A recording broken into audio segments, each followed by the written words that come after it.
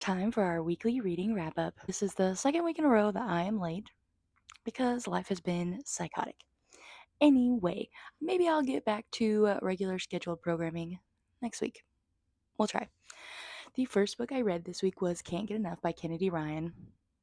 Listen, Before I Let Go was one of my top reads ever, and This Could Be Us was also a five-star phenomenal read for me. So I was so excited to get an arc of this book. I couldn't wait to dive in, and I freaking hated it.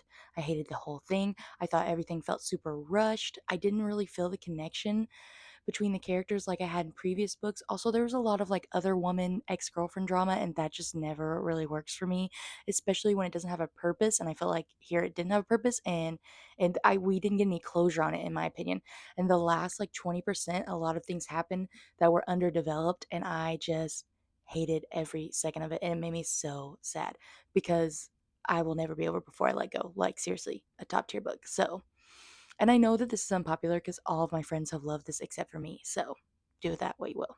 The book I read was also a major disappointment for me, and it was Wild and Wrangled by Lila Sage.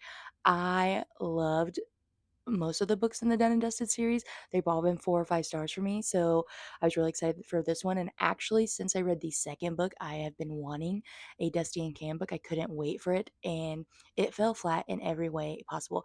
I don't think Cam deserves Dusty. I think Dusty deserves so much better. I hated Cam the whole book.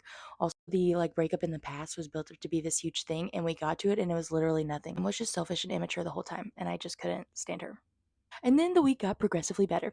I read Rewind It Back literally in 24 hours. It was 5 stars, no notes. I've already posted my review, and I'm not going to rehash all the amazing things that I said about it, but it was that good.